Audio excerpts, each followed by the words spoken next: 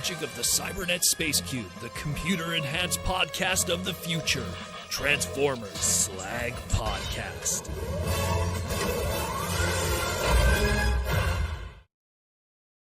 What up, everybody? How we all doing? This evening, Saturday night, talking about Transformers. This is the Transformers Slag Podcast Saturday night main event. We're back here in the Transformer room. Last week we were in the video game room. The week before that we were at Proto Man's parents' house that he hasn't been in many, many years. But we're back in the home base. We're here to talk Transformers. We're here to take some super chats from the fans with the questions and or comments or what are going on in the Transformer world. And we're just going to relax and enjoy our Saturday night. Proto Man got to check out a friend who pretty much he's a toy junk dealer. He gets a whole bunch of junk toys and stuff through the secondary market. And I picked up some junk from him for practically nothing. So we'll get to see some of that junk that I picked up today. And we'll just relax. We'll take some questions from this and super chats from the fans and everything. Nice to see some YouTube members here and Patreon members. We got Mikey and Louie, Starmax, one of our Patreon people. We got let's see, Rodimus Power, one of our YouTube members. We got Cringe McCringle, both a YouTube member and a Patreon member, double dipping. Always good. It's my same thing with Mikey and Louie. Steve-O, one of our recent patrons. We got Horned Owl. We got Bigum. We got Ashnod. We got Princeton Phalanx at 59. And many others. I'm sure everyone is slowly leaking in. T-Formers 2002 is another one also. How we all doing? My name's Proto Man. If you are new to this, this is the face of the voice that you hear Monday to Friday. I apologize if I have disappointed you and you were expecting Brad Pitt. But I guess you'll settle for, I don't know, Steven Seagal. Maybe. I don't know. Either way, guys, let's talk Transformers. We got a lot of news to cover. We got some cool toys to talk about. And then we'll take some super chats from the fans. And of course, if you want to participate, hit that super chat button. And we already have a YouTube member joining. We have Princeton Phalanx 59, 20-month member now. When is the next Rise of the Beast trailer? That's going to be part of the news that we're going to be talking about today. So stay tuned for that later today. So let's jump into it, shall we, Princeton? As well as everyone else. Orlando Chavez, Roman's here too. A lot of people. Let's jump into it. Got a lot to cover. So we're going to first start with the news that we started with the beginning of the week. We got to see another Beast Changer, Rise of the Beast, Beast Alliance, Beast Changer, Optimus Prime, and Lion Blade. We're getting even more of that Lio Convoy infusion going in there. A lot of that happening.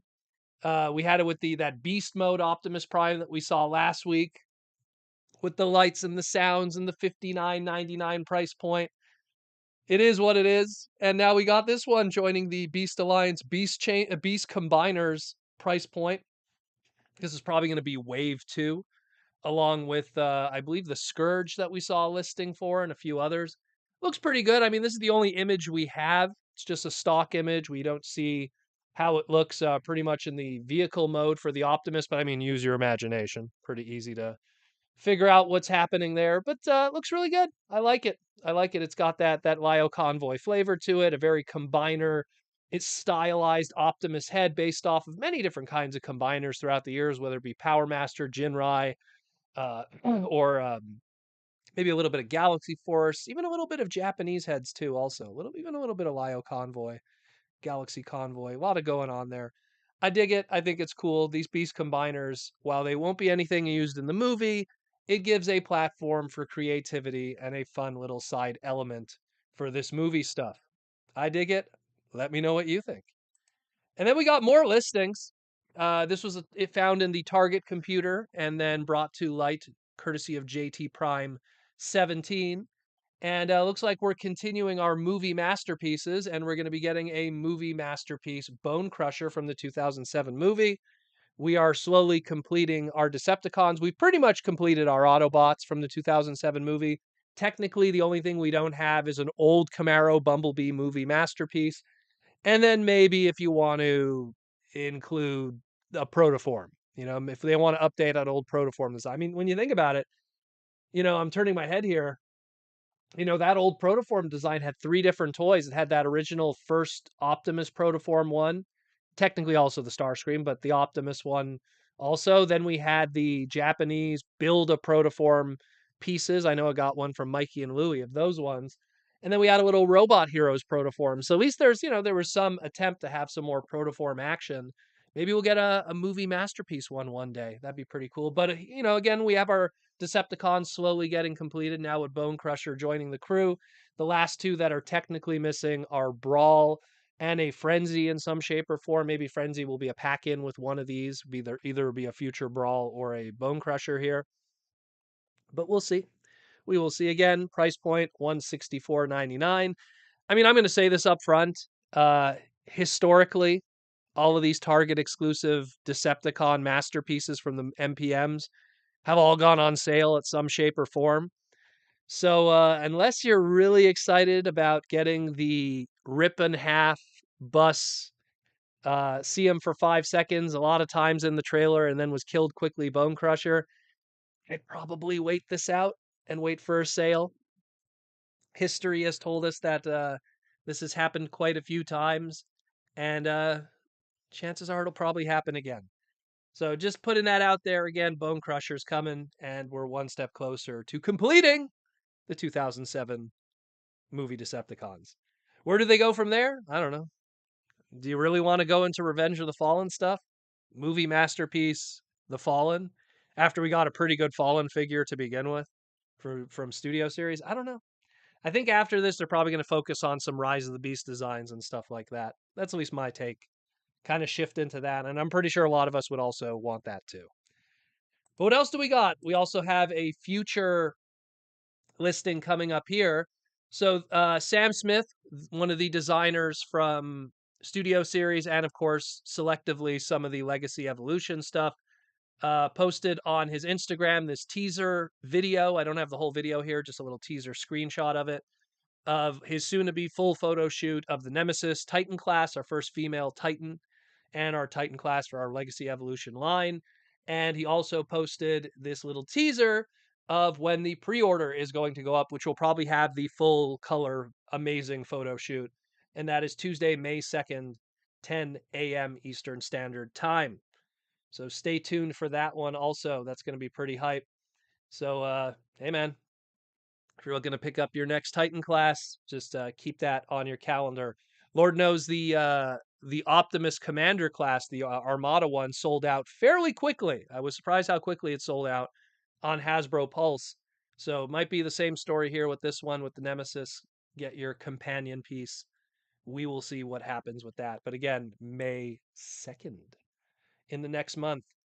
Now let's talk about fast food on the other side of the globe. So what's going on here? So essentially, Causeway Bay in Hong Kong have been working on this Transformers themed restaurant that they are going to be debuting over there very soon, actually. April 23rd, 2023 will be the grand opening. And yeah, it's a Transformer themed restaurant in Hong Kong. And if this does extremely well, maybe we could see this somewhere here in the West. Would be pretty cool. But what's on the menu? Let's take a look at the menu here, some of the items. So we got your traditional Yagyu style hamburger, cheese, lettuce, bacon, tomatoes, yummy, yummy. Put on a bun that then has a press down on it with an Autobot logo burned into the crown of the hamburger. I come from Burger King, so you call the top the crown and the bottom the heel. That's what happens when you worked at Burger King for 5 years. Looks pretty good. They also got fried chicken, they got popcorn chicken, they got French fries. It's your typical fast food joint with some Transformer themes. Looks like you got some Ark inspired French fry packaging here. There's a full commercial that's up in English. Keep in mind, Hong Kong, despite it having some Chinese origins, also has a huge British connection. So it's a very English speaking population. And so a lot of the commercials and advertising does have English. Do not expect Peter Cullen's voice in this. A very poor sound-alike is used in it, but essentially the Autobots have come to Earth and are now hiding in Causeway Bay, Hong Kong, and the Ark is there. And to thank them for letting them hide there, they have brought you some food, some delicious food. It's hamburgers, it's hot, it's French fries, it's soda or pop, depending on where you come from in the world. It's fried chicken. Get that South Korean fried chicken going on there. Popcorn chicken. I mean, it looks good. I won't lie. Is it going to be anything amazing? I don't know. But hey, I kind of hope that this does well, though, so we could get something like that here because it looks kind of cool. I mean, the outside here looks pretty badass, if you ask me. This video comes from I think about a week ago when they were still like just getting ready, but supposedly now it's ready to go. And any day now, it's going to be opening and it's going to be fantastic. It's perfect timing. You know, you got the movie coming up and everything. So Hong Kong is ready to go for the robots in disguise. Now let's talk about that trailer date. So this was courtesy of the official movie TikTok. And they pretty much were saying, you know, Monday, boring, Tuesday, boring, Wednesday, boring. But Thursday, April 27th, we're getting a new trailer drop for Rise of the Beast. Supposedly the final trailer for the movie before we get into the big hype season for it going into it in June. So stay tuned for that. April 27th, we will be getting our brand new trailer on Thursday. So what we're going to see, we don't know. Hopefully some new cool footage.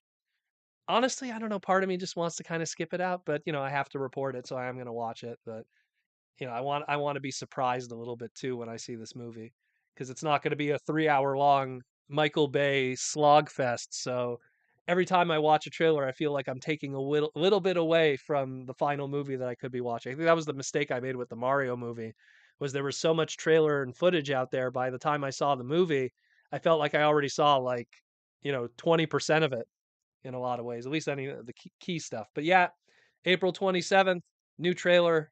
Stay tuned for that. We'll cover it and any Easter eggs that'll be in it and stuff like that. So pretty hype. And then of course we also got some new movie posters. I dig these. These look really good. I like this Optimus and Optimus Primal one where it's like unite or fall. You know, they got to work together against some Unicronian people. Um, has a very Transformers 2007 movie kind of thing where it was Optimus versus Megatron.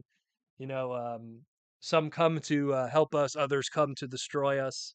You know, kind of has a throwback to that. And then we have this French poster here. I believe it came from France, not from Montreal, Quebec French, but from France French. And just kind of a Mirage and Mr. V, main character of the movie with Mirage. Nice little poster there too.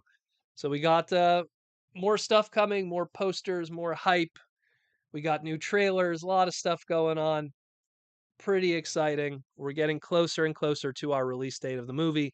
Let's just hope it does well. You know, even if it's not even a good movie, I just hope it gets the numbers so that we could keep going and maybe learn something from this and grow and understand more. And speaking of another movie, how about an animated movie? So this was the big conversation this week. Lorenzo de Bonaventura did an interview with the Collider, and most of it was to kind of just, you know, create hype and prepare for the Rise of the Beast movie, which he also is the producer for. He was the producer of the last 7 Transformer movies, including Rise of the Beast. And, you know, he was talking about this animated movie that pretty much has been in production since the big V and COVID happened. They kind of, you know, looked at what happened when the world went on its head and went, you know what, we got a plan for the future. And they went, you know, let's look into doing some more animated stuff because that's a little more, I guess, social distancing friendly. Obviously, the world is in a better place today. It's still not 100% back to normal, but it is in a better place today. And as a result of that, things have changed. But this was a kind of a project that was almost birthed out of that, even though they've been playing with the idea for quite a while of doing maybe something in an animated nature. And combined with the success of a lot of other movies and stuff like that, it's something where I could just, you know, see them continuing to do this if it does find its legs, because I mean, the Mario movie, I feel, is making a lot of studios kind of just wake up and go, "Ooh, what's going on here?" We got a super chat from Joseph Ritter with $5 super chat. So let me get this straight, says Joseph. Megatron is still missing in this Michael Bay universe, so we are stuck with Scourge. We don't know the story thus far, at least mainstream doesn't know the story. Um, we'll find out soon enough. I mean, even Lorenzo has been vague with this whole prequel thing. Is it a prequel to the Michael Bay movies? Is it its own continuity and it's a soft reboot?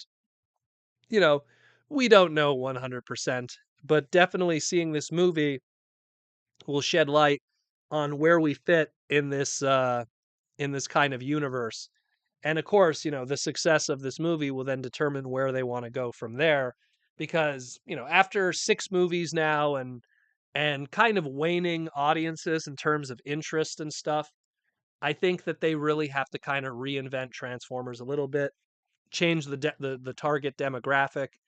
And this goes back even, Joseph, with this discussion here with this animated movie, because what Lorenzo has said here in the interview is that it's going to be an origin movie. It's going to be talking about how Optimus Prime and Megatron and some of these other characters became who they are today, and the beginning of the war, and understanding Cybertron and Cybertronian culture. And I'm totally fine with that because, and I've said this in my individual segment about this too, is that when you really think about it, mainstream audiences that only know Transformers through what they've seen from these movies. And it's the same thing. It's look, there is people that only know Marvel characters because of Marvel movies. That's all they know. They only know everything that they know about Captain America didn't come from a comic book or a cartoon. It came from a movie. Everything they know about Iron Man came from a movie. It didn't come from a comic book or a cartoon. And I could go on and on. Guardians of the Galaxy, they wouldn't know it. They wouldn't even know what Guardians of the Galaxy was unless the movie existed. Or Drax or any of these characters. Even Thanos, as much as I love him, grew up with those comics. It's something that it wouldn't even be on the radar for these people. And it's the same thing with these Michael Bay movies prior, the Night movies afterwards that we got with the Bumblebee movie, and then of course the Creed creator himself, Stephen Caple Jr. with Rise of the Beast. You know, it's something where you have to kind of have these I guess the best way to put it, these large platformed kind of pieces of media that are what is going to get the attentions of mainstream. That's what's going to get the attention of the normies. We got a super chat from Francesco Javier for, I have no idea what that currency is, but I'm going to assume it's probably $5. Did you watch the Knights of the Zodiac, also called Saint Seiya? Are you talking about the new live action movie that came out? Knights of the Zodiac, aka Les Chevaliers de les Zodiac, played here in Quebec in the 80s. I grew up on Saint Seiya because it played in French over here. I actually have Saint Seiya toys from when I was a kid because the toys were localized here in Quebec in French. Not the rest of Canada, just in Quebec. I am very familiar with Saint Seiya. I'm big fan of Saint Seiya because even my sister had a shoe figure because it was pink and they thought it was a female character. Anyone who knows Saint Seiya that deeply would Shu, who is very feminine looking. But did I watch Knights of the Zodiac? If you mean the TV series, yes. If you mean the movies, animated movies, yes. If you mean the Netflix CG series, yes. If you mean the new live action movie, no, I have not seen it yet. But I am a big fan. Pegasus Ryusei Ken. Let's put it that way. But yeah, thank you for the super chat. Big fan. Big fan of Saint Seiya. But getting back to this, it's just, the way I see it is you need to have something that's mainstream like this. And if we need to make, I have 2 frames of thought when it comes to this. The first thing is that I'm worried that because it's an animated movie, it's going to right away push back a percentage of the mainstream audience in the same way that, you might like, look, this is no flack against Spider-Verse or the Spider-Man animated movies that we've had. But when you look at the numbers and the ticket sales, people go to see Spider-Man live action, all three of those movies. Any one of those does fantastic. And then you look at the ticket sales of the Into the Spider-Verse stuff, and it's a fraction of what those live action ones are. It's Spider-Man characters. It has Peter Parker in both of them, but people don't want to see animation because there is that stigma there. There still is people that even goes straight to my mother is a movie binging psychopath. Like she just watches movies, like she'll watch anything, but she won't watch animation. So she would never watch Transformers. But when they did live action movies, you damn well she's going to watch those movies. When they do X-Men movies, you damn well she's going to watch those. But if it was a cartoon, not in a million years. So even someone like her, there's that stigma that exists with the mainstream audience that don't engage with these things. If it's live action, it's okay. If it's a cartoon, it's for children. It could be the most serious thing ever. And yeah, we live in a world today where anime has become mainstream in the West and has started to slowly change that perception. And obviously people who grew up with 80s cartoons are now in those positions of power. But it's just something where I worry that could also cannibalize the audience, and then the only people that will show up will be hardcore Transformer fans and geeks, but we won't get that percentage of mainstream audience that'll give it a chance. I hope I'm wrong, but history have Marvel's so huge, it's a monster in itself. And when you see the flaws that happen with Marvel using animation as opposed to live action, how that cannibalizes ticket sales, when you take something like Transformers, that is a much smaller entity in terms of I guess, an audience, it makes it difficult. Joseph Ritter with the $2 super chat. Enjoy the 199 exchange for saying reboot the movies. I mean, me personally, this has always been my take. I always feel that they should just reboot them. There's a lot of theory guys and everything that would hate that, we would put an end to the Bay universe, but I think we need to start from scratch. I think we need to get writers that are serious about telling stories about Transformers and not stories of humans and their struggles. I'm tired of seeing a live action movie where it's all about like, hey, it's the story of Optimus and Bumblebee, but let's tell the story of Jim. And he's going to school and he's getting bullied, or he doesn't fit in, or he has problems with his parents, or he wants to buy that tricycle, but he can't afford it, and we're going to focus on that story. And then maybe there's some robots fighting in the background. And maybe Optimus Prime might have 7 lines in a 2-hour movie. And maybe Bumblebee will have 3 lines in a 2-hour movie, but we're not going to sell a figure of Jim. We're not going to make t-shirts of Jim. We're not going to be selling bath towels or putting Jim on the cover of cereal boxes, but he's going to literally be 80% of the movie. And that is effing brain dead from a marketing standpoint, from a licensing standpoint, from a storytelling standpoint. People go to see Captain America. They fall in love with Captain America. They buy the Captain America action figures. They wear the Captain America t-shirt. And next thing you know, you got a Captain America lover because they loved what they saw on the screen. There's this terrible relationship that Paramount has with the mainstream audience where it's like, we're selling you a Transformer movie, we're selling you Transformer product, but they really don't make a Transformer movie. It's the story of Sam Witwicky trying to get a car, Sam Witwicky trying to get in a girl's pants, Sam Witwicky trying to not get killed, then Sam Witwicky trying to make sure his mom doesn't get high on the college campus, Sam Witwicky breaking his arm in the middle of the movie, Sam Witwicky running with the Allspark. It's Sam Witwicky's journey. It's Cade's journey, Cade Yeager. It's the journey of what's her name, Kaylee Steinfeld, who played in Bumblebee. It's her adventure, and Bumblebee is just there. And Bumblebee isn't a character, it's a prop. And there's so many times where I used to watch the Michael Bay movies, and when those characters are in vehicle mode, they literally are just props. There's no character to them. There's no life to them. And again, so counterintuitive considering the fact that those movie props are what are 99.99% of the merchandising sales. You go and you watch a movie, you go and watch a Bumblebee movie, and the Bumblebee movie is selling you all of these action figures, but they make so little of the movie. But any other franchise, Marvel franchises, DC franchises. The toys you are buying are characters that make up most of the movie, and it's kind of nuts. Joseph Ritter with the other super chat. Oh, and Peaches, Peaches. Someone loves his Super Mario, and I can't blame him because that movie's amazing. But I hope it works out. I really do. I mean, look, they said ILM is now involved too. I hope that works out. ILM really doesn't have a huge relationship with Paramount when it comes to doing animation. They did Rango, like, geez, more than 10 years ago, and that did okay. So if you want to get an idea of the Paramount animation and ILM relationship in terms of making movies, in animation, Rango is the only thing you could really pull up at this point, and it's something from over a decade ago, so it might not be the best example. It's that little iguana movie or whatever, it is what it is. It's with Johnny Depp if you're into that. Um, so it's something where it's gonna be tough. It's gonna be tough. I wanna be positive, but I know how audiences are.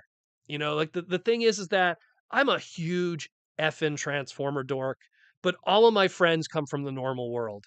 And they don't understand these things. These are like, I'm going to see Marvel movies all the time with people that know nothing about Marvel and them leaving the theater and going, I can't believe Gwen Stacy died. I mean, that just hurts me. And it's like, yeah, bro, that happened 30 years ago. Like, can't believe Thanos got the Infinity Gauntlet. Like how could they let the villain get the MacGuffin in the end? It's like, these are people that are super disconnected from that stuff. And that's totally fine. There's nothing wrong with that, but I get to see through their eyes how they react to this stuff that is literally a foundation of ignorance on most of its audience and how it's successful or not. And people skip animated movies. They don't care about that. I guarantee, like, most people didn't watch, the animated What If stuff. And I'm talking mainstream audiences, not hardcore Marvel people. And that's why, I always say, like, money talks, and whatever they continue to do does well, and whatever they don't continue to do didn't do well. They could say how much, oh, this movie was a financial success and it was critically acclaimed and blah blah blah blah. If they don't do a sequel, it's because it didn't make money. That's how it is. That's straight up how it is. They could say whatever they want, but actions always speak louder than words. And it's something where Spider-Verse did okay. It didn't do as good as the actual Spider-Man movies, and this is Marvel. And Marvel is the tip of the iceberg. It's the pinnacle that every company, every movie franchise wants to be right now. And it's kind of like when Peter Jackson did Lord of the Rings, everyone was looking at that and going, "We want to do that." And now it's like Marvel, it's everyone's like, "We got to do that." Although that's going to change, but I'm hoping that number one, I'm hoping that, and I talked about this last week, the success of the Super Mario movie and how here's an animated movie based off of an 80s and 90s franchise that has a baked in audience, and the movie was made specifically for that audience. And granted, it's a huge audience. You're talking 3 decades of demographics. Kids in the 80s grew up with Mario, kids in the 90s grew up with Mario, kids in the 2000s grew up with Mario, and there's kids today that are growing up with Mario. And Nintendo is very good at cultivating and reissuing those old games over and over so people have connections with them regardless of what age demographic you grew up. Transformers has that a bit. Hasbro is smart by putting, all of Generation 1 into YouTube so that any kid could pull up any episode of Generation 1 for free. They're smart to put, what was it? Beast Wars was recently put on a streaming service for free so they could pull up Beast Wars. And granted, Beast Wars was always on YouTube anyways, illegally. But the point is that it's out there. It's easy for kids who are growing up now to pull this stuff up and then create a connection with something that is definitely 10, 20 years older than them, but they could still make a connection with it in the same way that, the way I always compare it to is I was a kid of the 80s and the 90s, and I was watching Bugs Bunny cartoons that were made in the 1950s, not knowing it, and Disney movies that were made, geez, some of them in the 30s and the 40s and the 50s, and the Bugs Bunny stuff in the 60s and the 70s. And you didn't know. You were watching Flintstone cartoons that were from the 60s. It was just, all that Hanna-Barbera stuff. So it's kind of the same thing. You could cultivate an audience if you can, but animation will always have its stigma. I'm hoping that the Mario movie is going to make movie studios go, you know what? There's something here. If we could cultivate an audience, if we give them the love that they deserve, and you don't just try to make a stupid movie that has a whole bunch of other, weirdo stuff going on in it. You just focus on the fans, you focus on the product and what worked for decades. I think everything will be fine. I know I went on a long rant with this, but it's very important from a business standpoint because you got to find that audience, and you got to find what works, and then you got to stick with that. And unfortunately, what happened with the original live action movies were they did one movie. It didn't really tell a Transformer story. It just told a story. And it was a good story, the first movie. It had a good beginning, middle, and end. It had a lot of Spielberg influence there. And if you actually, that's one thing that people tend to forget. That first movie was DreamWorks and Paramount. It wasn't just Paramount alone. DreamWorks was involved too. You had Spielberg's production studio also involved. So that's why that first movie had a good beginning, middle, and end, and it was able to tell a story. And Michael Bay was not allowed to do his editing. There was a lot of stuff that was pulled out of that movie. There's a long cut of that first movie that has a lot of weird scenes that don't belong. There's this scene where Josh Duhamel's going into a pawn shop, and there's this, sassy black lady scene and stuff, and that was cut out of the movie, but it was in the long cut, which I believe was in the IMAX version. I remember seeing that one. So it's something where that was a good beginning and middle end movie, but because of its success combined with the writer's strike that happened in 2009, they realized that writing, storytelling, character and isn't all that important, and just a big boom bang and a director doing the big boom bang is all you need. And then they kind of got lost along the way. And before you knew it, you weren't telling a Transformer story anymore. You were just telling a story, you know? In the Egyptian era, there was a star harvester. On the dark side of the moon, there was a spaceship. Maybe when the dinosaurs were destroyed, it was the creators. Or perhaps, maybe the creators are coming to Earth right now, and it involves the Knights of the Round Table. It's like, this isn't Transformers. So they got lost along the way. And someone posted in the chat here, they said they loved the first 15 minutes of the Bumblebee movie. Everybody did. But that's what we wanted. Those 15 minutes gave us more than what 6 Michael Bay movies did, you know? Well, 5 Michael Bay movies and one Night movie. So it's kind of sad that what we wanted was right in front of our face, but they still wanted to tell the same old story. It's a kid and it doesn't get along with their family. Oh, mom remarried and has a father-in-law. Oh, he's supportive, but he's kind of not. But stay with it, kiddo. Get your job, make your money, get your car. The same old story, the same old trope over and over, but somehow there's a transformer involved. And yeah, those stories are fine and everything, but it gets to a point that that's not what we paid on the ticket. I'd like one for Bumblebee, please. The Transformer movie, not an episode of The Wonder Years, you know, that I've watched over and over as a 40-year-old adult.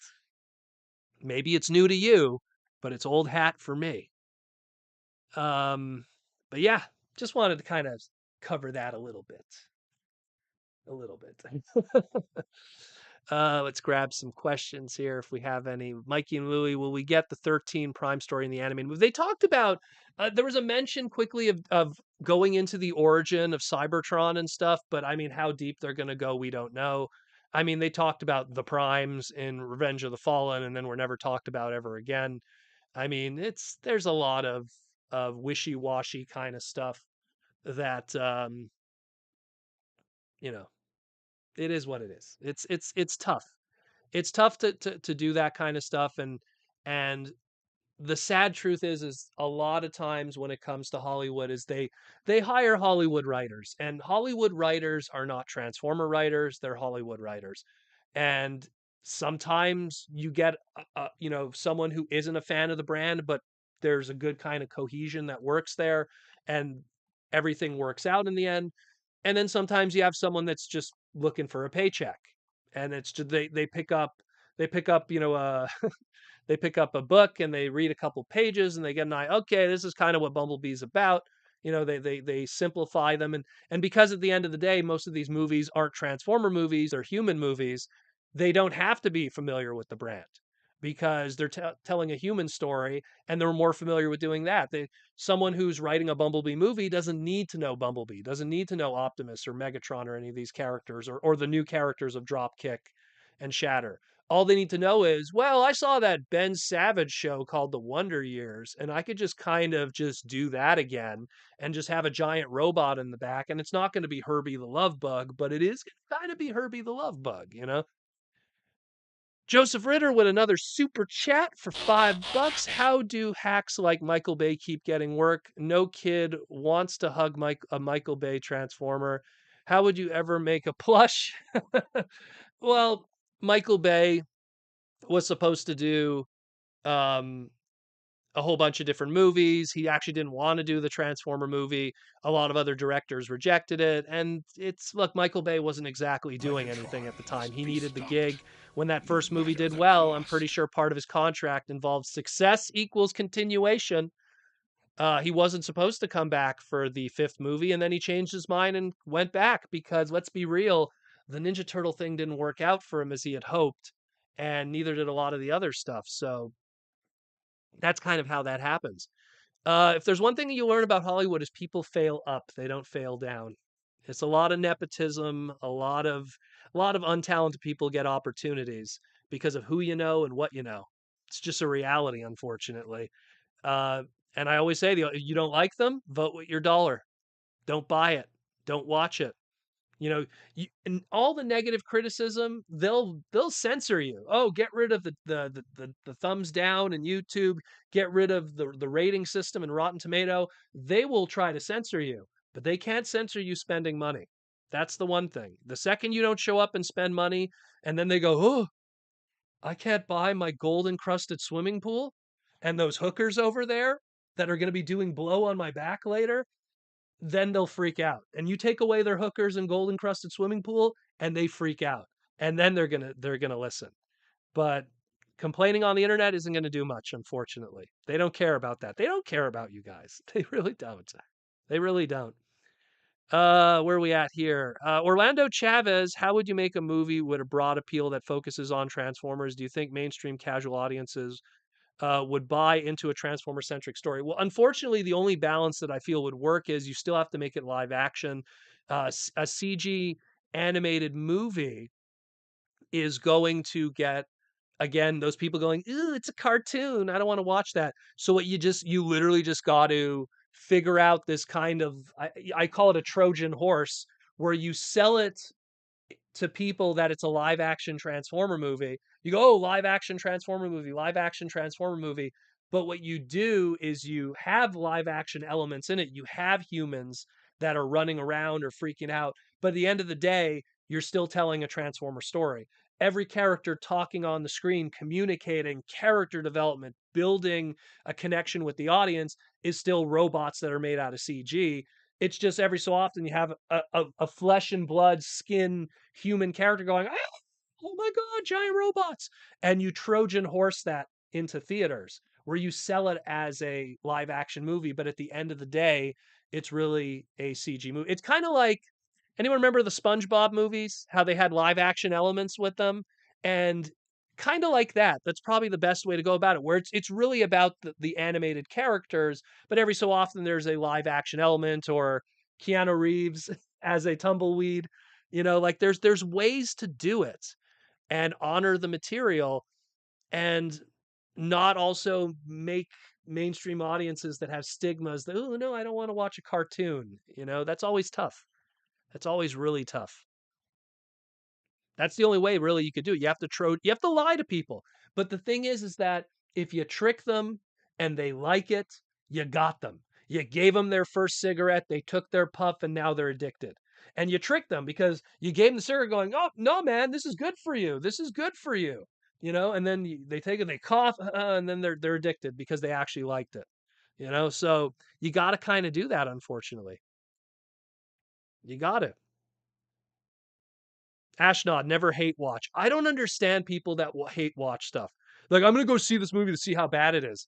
Bro, do you hate your money? You know, I can't afford rent. I can't afford this. I'll never be a homeowner. I'll never own a car. I'm going to go spend $14.99 plus $7 on popcorn plus $4 on this on a movie that I hate, that I want to hate. You want to hate watch it? Bootleg it. Welcome to the internet. Bootleg it. Go bootleg it and then spread it around. Protoman does not support and or endorse the bootlegging of movies, but do that.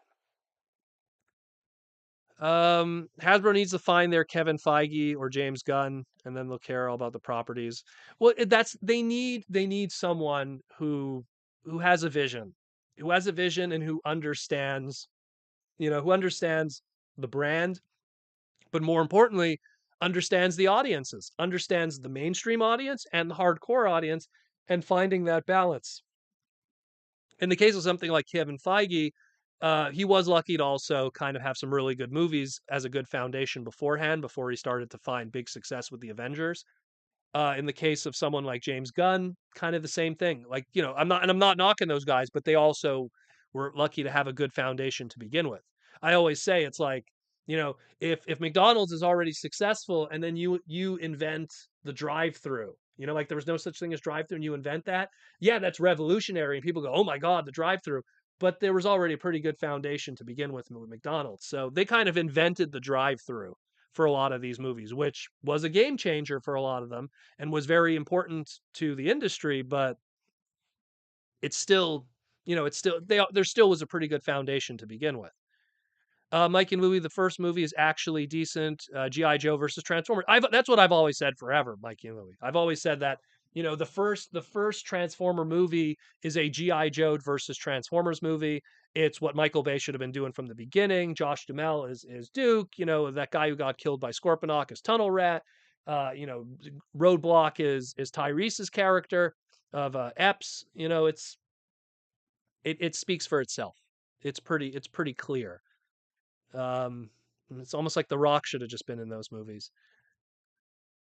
Mikey Ludu Proto, speaking of TF plushies that are actually cute, isn't there a place you could get some awesome stuff like that? Oh, we're going to be covering some sponsorship in a moment. We just really got into a deep one today, almost an hour just in the news. We got Space Ghost still with a question. Did the Bumblebee movie Skywarp get canceled? Thought of a listing was leaked a while ago. Poor Skywarp always gets short end of the stick when it comes to toys. Yeah, he always ends up being a store exclusive or something in limited numbers. No, it is going to be coming at some point. It's just there's a lot of studio series stuff that's going to be coming because of a recent movie. I'm pretty sure they're going to create they're never going to pass up an opportunity to make money with Seeker Jets. It's too much easy money. Mikey and Louie, end the debate forever. Who became Cyclonus and Scourge? I always say there's the logical answer and then there's the right answer. Logically, it should be Skywarp and Thundercracker. It just makes sense having the two extra Seekers become those two. But when you actually look at like the animation models and stuff, it's the other way around. It's actually like the Insecticons, which kind of makes sense from a cloning standpoint and having multiple seekers and not seekers, sweeps and stuff like that. So unfortunately, it's a bunch of Insecticons. And when you go into the BotCon extended fiction, Cyclonus and Skywarp are two separate characters, and the Insecticons are nowhere to be found. So Insecticons, unfortunately. I I would like it to be the Seekers. Kind of makes more sense, like to be the two right hand mans. Starscream's dead, and that's where they are now. But unfortunately, not the case. Um, Pavodsky, I hope I said that right, with the gold super chat for $20. Thank you very much. Thank you, thank you. Hey, I've been watching through the Japanese dub of the Unicron trilogy. The bots' names from the show are confusing to me. Why do Prime, Hotshot, and Jetfire keep changing their names? Are they different characters? So going from Armada, aka Micron Legend, into Energon, aka Superlink, there was a change of names. That was mostly due to confusion because Armada and Micron, which are the same entities, were a mess of production.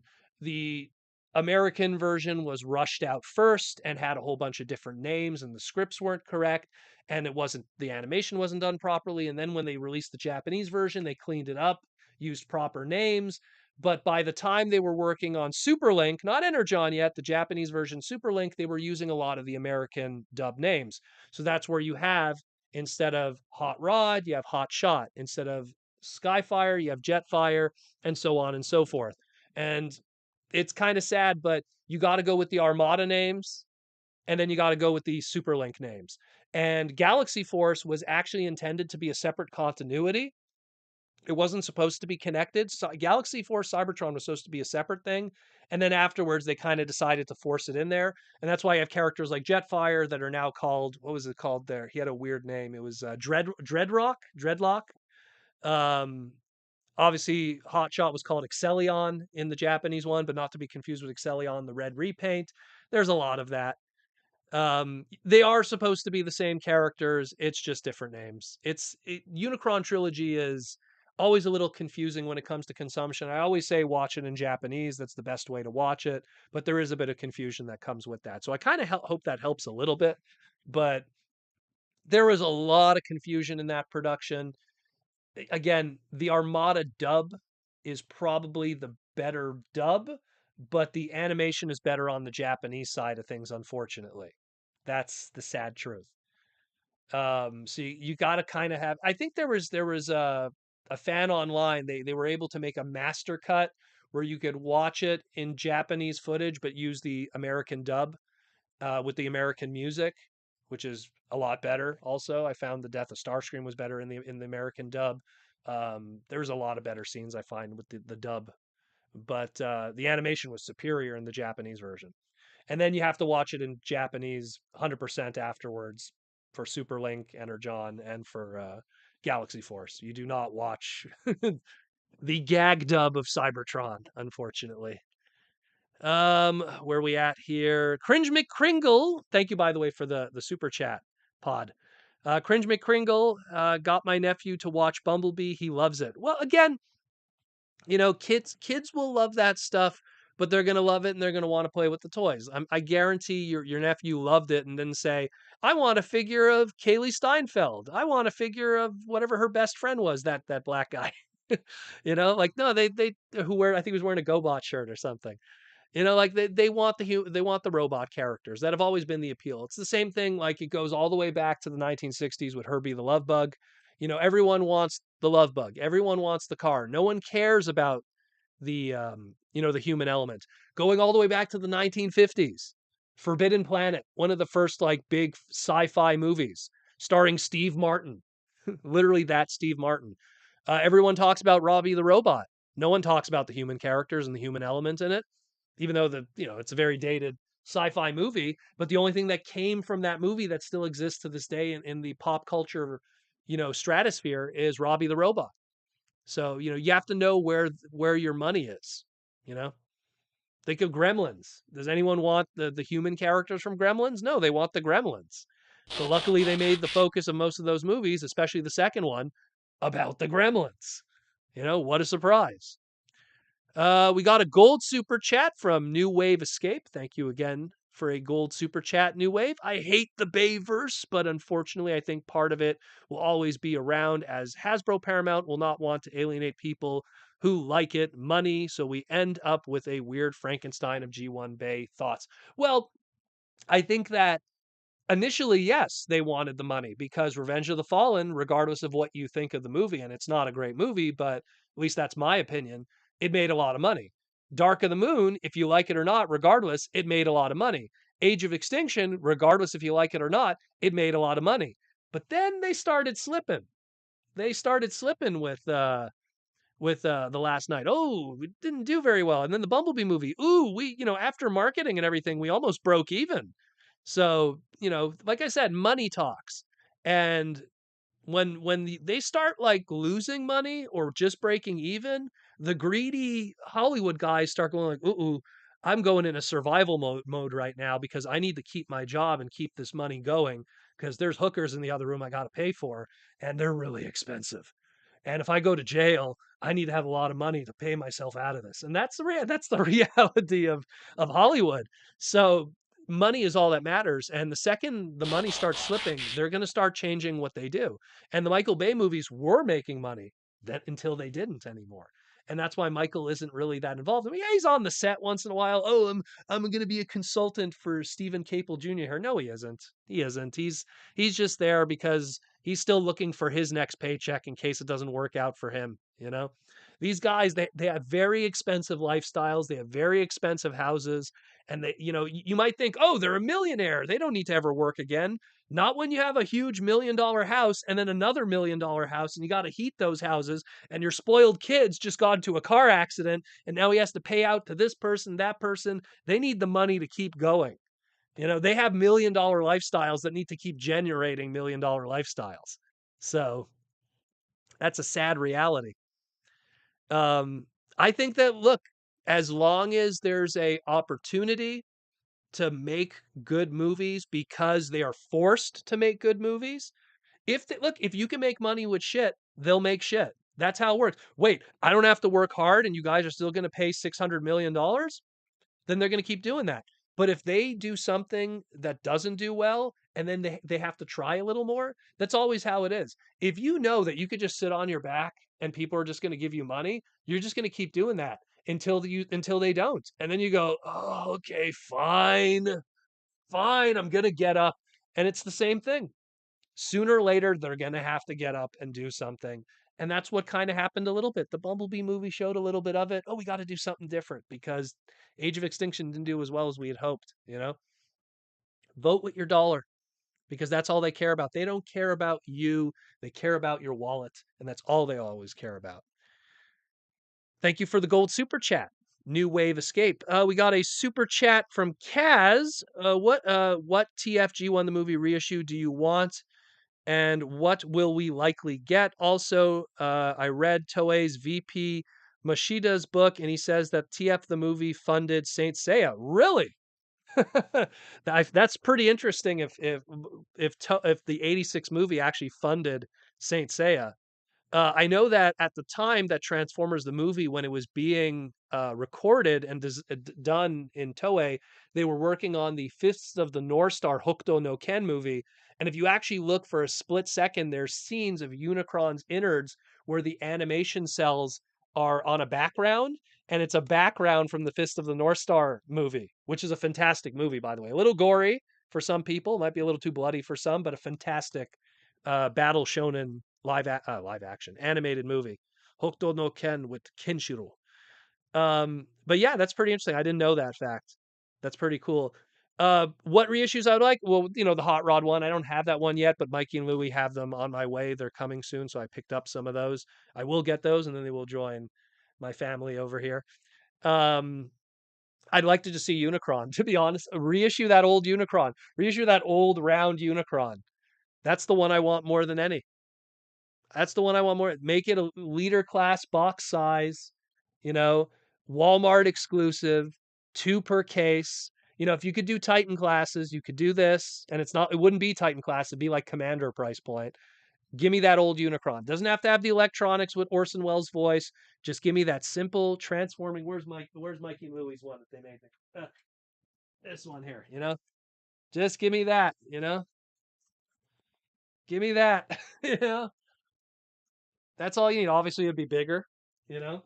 I saw it in person 3 times. It was at TFCon and 2 BotCons in the past, 2009, and I believe it was at 2011. I know 2009 we had it, and I think it was 2011 they had it on display also. It wasn't at the Hasbro tour. I know it was at the in 2006, but I know in 2009 they had it.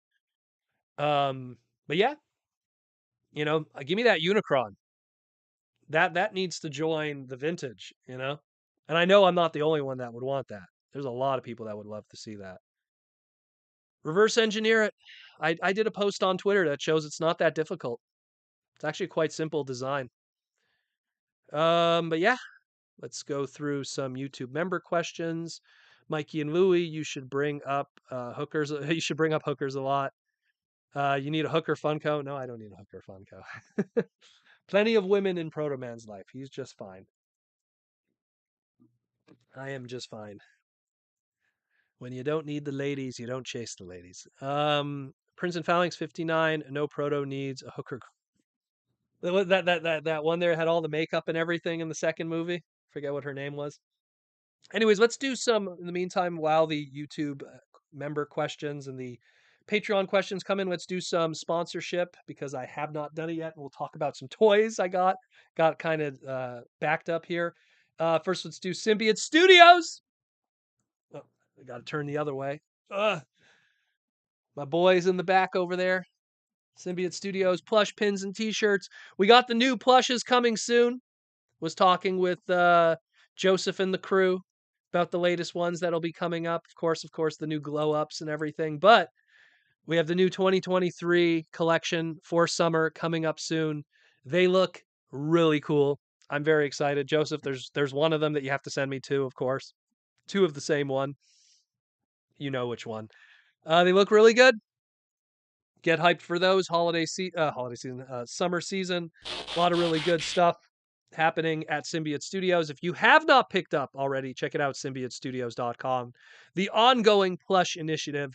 All the other Transformer plushes are trash. They are not high quality. They are overpriced. They are tiny. They don't have what Symbiote Studios is doing, which is it is made by the fans, with the fans. They are a strong initiative. They are official Hasbro. They are amazing. And of course, you get t-shirts, you get pins, you get the other Hasbro brands. There's more My Little Pony ones that are coming on the way too for you bronies. It's all there. It's happening. There's even a new Power Ranger one coming. Stay tuned for that.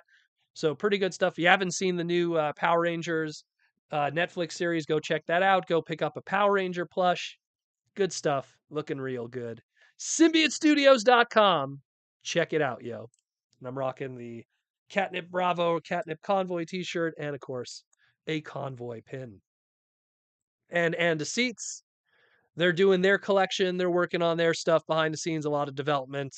They'll keep me posted with the new stuff as it comes, but check out Andaseats, andaseats.com, the cockpit of Transformers. And if you want a discount, use promo code PROTOMAN to get 15% off your first order of sitting on Optimus's face, if you're into that.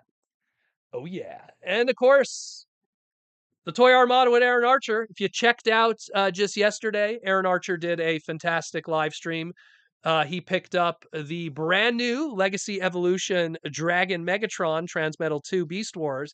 And so he compared it to the original that he designed himself. So you got a nice live little segment there where he talks about Dragon Megatron. He talks about design and packaging and how some packaging needs to be improved and how some packaging works out. And, very, very thought provoking. If you want to learn from the designers, from the creators of Transformers, a comparison of modern Transformers that are on shelves right now with what's happening with old school Transformer product. Go check it out. The Toy Armada with Aaron Archer. Throw that in your YouTube search algorithm. Go check the live tab. It's there right now. And of course, pick it up while you can because it's almost sold out. And when it's gone because Volume 2 is coming out soon. Archer has his very last run of The Art of Transforming Robots, Volume 1 Black and White Edition on his website, archermonster.com/shop. $20 gets you the book. Add an extra 15, you get a sketch. A lot of my patrons and listeners and everything like that have already picked up theirs. They're loving it. They got their cool sketches, whether it be Sideways or Tidal Wave, or maybe you want Dive Bomb from Energon, because that's an awesome toy. But go check it out, because when it's sold out, it's done. And then Volume 2 will be out. Coming this TFCon. Be sure to show up at TFCon. Me and Aaron Archer will be rocking there. Maybe a TFCon exclusive. We'll talk about that more as the months progress. And that's it, more or less, for the sponsorship. And of course, Hasbro Pulse, rocking their stuff too. But we'll cover more of that later this week on Twitter and stuff. We got another super chat from Mayoral Fabrication for the $5 super chat. Armada Optimus is sold out on Pulse. It shows people want more Armada stuff. People want to buy Armada Minicons with Legends, price point, budget. Well, you know what? I mean, there's a few things going on there. Number one, think about our commander classes historically. We had a Skyfire that was really successful, sold out very quickly. Skylynx is a hard one to kind of measure the sales because it happened right in the middle of the big V, so online sales were very crucial. Rodimus did not sell well, unfortunately. It is what it is. Look, I'll admit what I love, but I'll admit what also doesn't do well. And Rodimus didn't sell well. He ended up on clearance a lot of times. This was an Optimus Prime character, number one. That was a commander class. Number two, based on a generation of Transformers that a lot of the current demo grew up with. There's a lot of kids that grew up with Armada, and Armada was easily accessible. And, it was one of the first Transformer series that had smaller price points of bigger characters. So a kid could have a Bendy Prime instead of just the Supercon. So there's a connection there. So that Armada Prime is important to a lot of people. And it's an Optimus. And Optimuses always do well, whether it be a leader class, a deluxe, or even a commander. I do hope they do Minicons, though. I really do. I think they will. I think that, and I talked about this in my individual segments, there's a strategic way that you could make Minicons and save money, and you could do 2 packs on the same color sprue. I mean, if you have something like, again, Sparkplug, yellow Minicon, and then if you do a repaint of the Hotshot Deluxe class into its red version, Jolt, the Minicon that came with that Hotshot, was yellow. So right away you have 2 yellow characters on a same model sprue.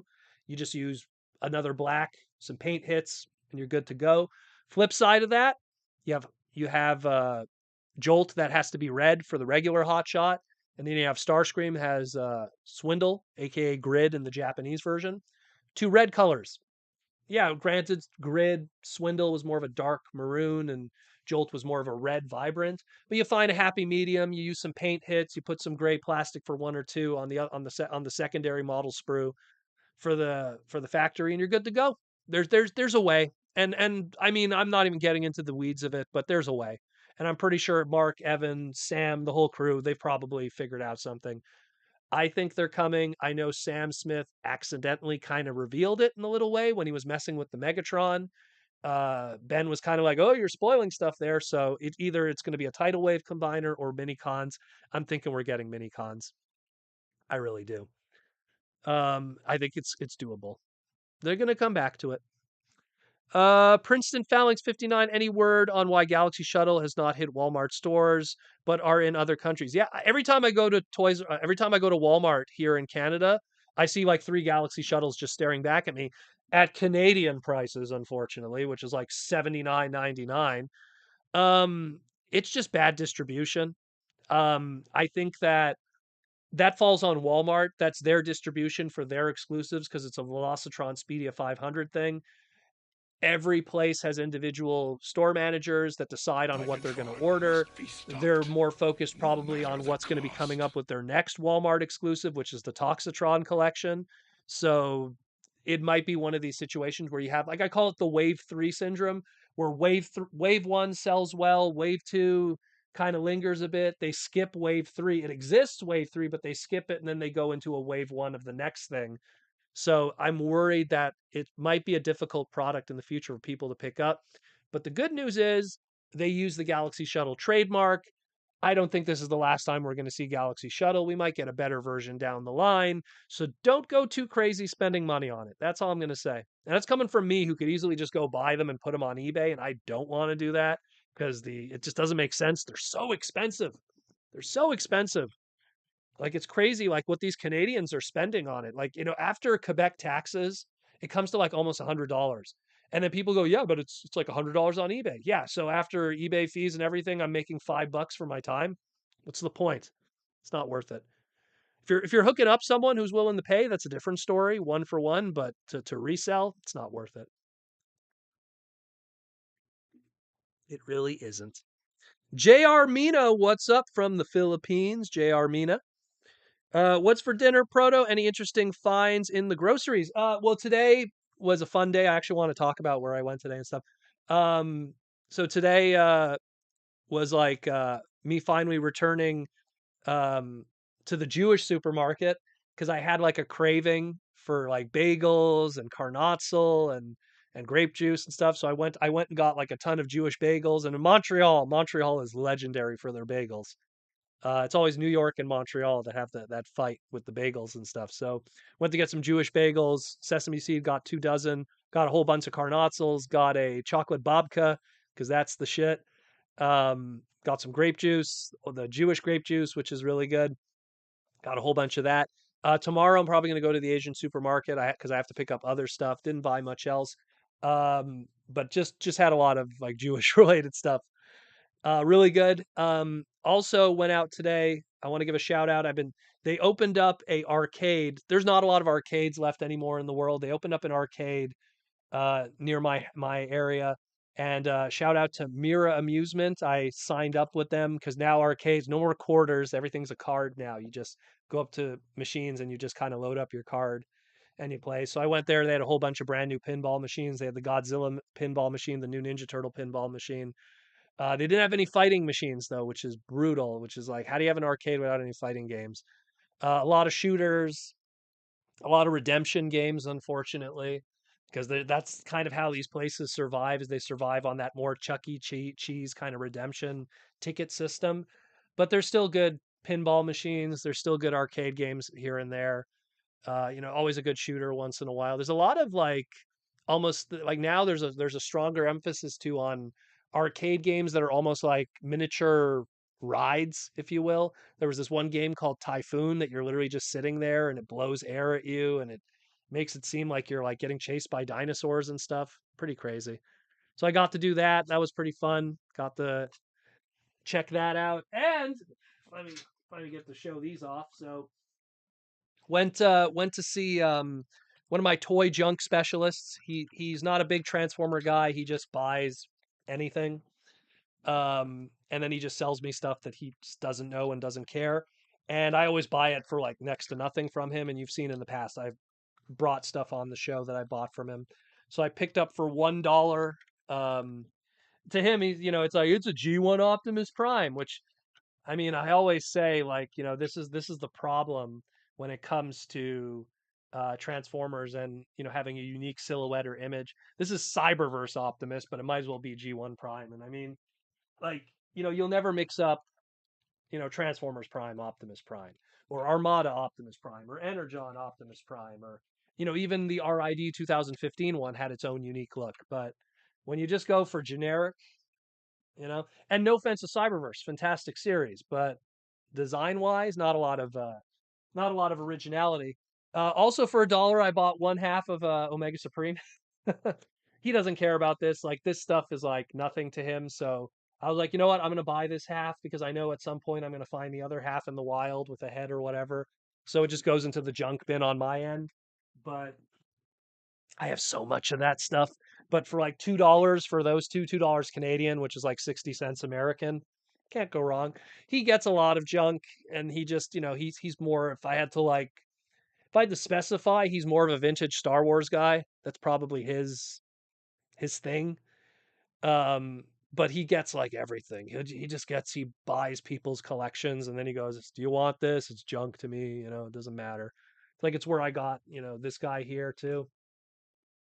I got a junky, missing tons of pieces, Cyberverse Slag for him. That was 50 cents. It was missing one of the hands. I just pick them up because you know what? I pick up a lot of junk Transformers. I have a whole bunch of bins. And throughout the years, I bring them to cons and stuff, and people buy them. People want them for customs, or they want them just because, hey, like I buy it for 50 cents and I sell it for $2. You know, and I sell a lot of those tall stacks. Yeah, that's an Aaron Archer creation. This one here, actually. I was, and it's funny too because I think he thought it was a Power Ranger design too. When you look at it, that good old half Omega, that brings me back. That was one of the old Supreme classes. I have the complete one over there. We'll just turn the camera. You can see it right there.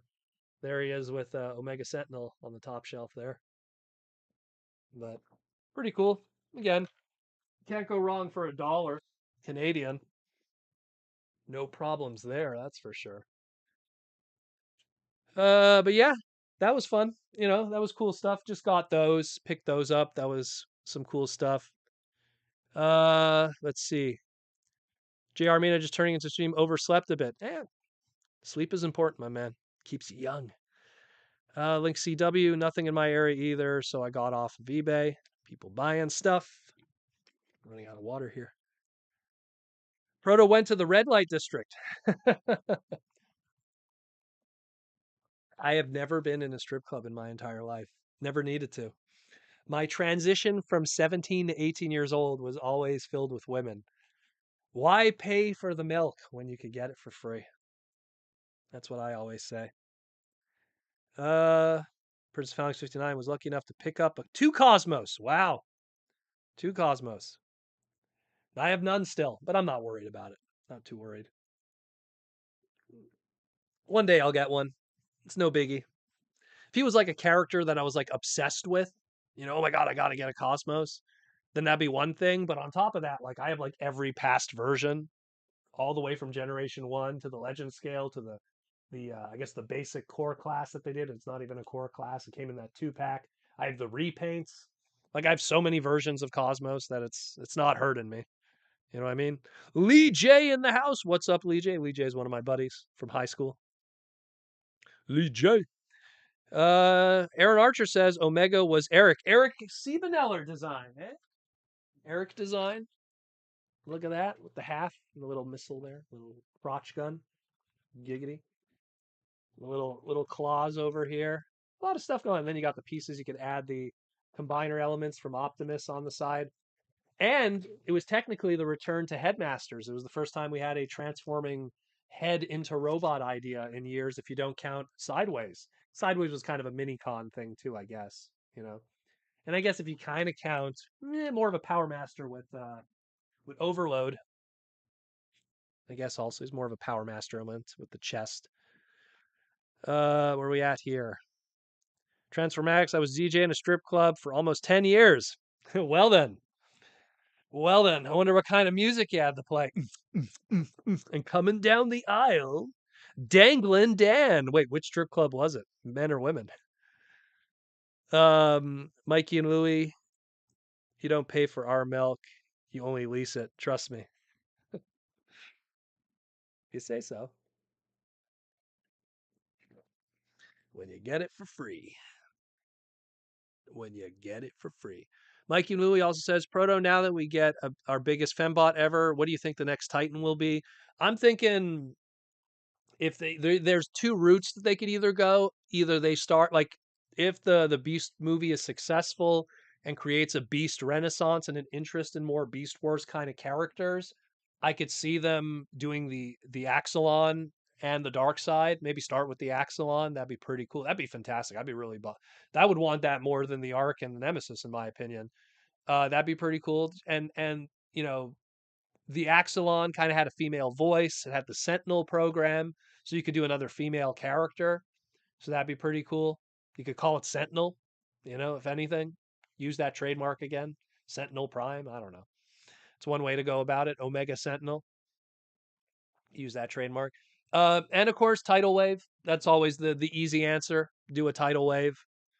That's something that I could see them doing. You have the Megatron, do the tidal wave pieces, break them off. My only concern is if it's a Titan class, how big would the tidal wave be that it would work with the Megatron where it wouldn't be silly? Because the Megatron has to be like, when you think of the original Aaron Archer Megatron from Armada, and then you look at tidal wave, they're kind of in the same price point. They're just, they're priced out differently in terms of the way that the plastic is used.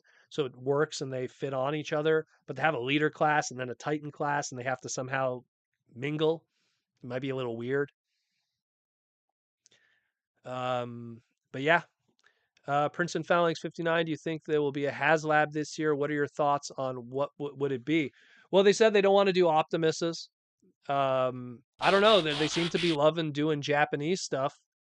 As long as the numbers are honest, if the numbers are honest, because I don't trust I don't trust backing or crowd-funded stuff that are made on a website that has investors and all kinds of stuff involved.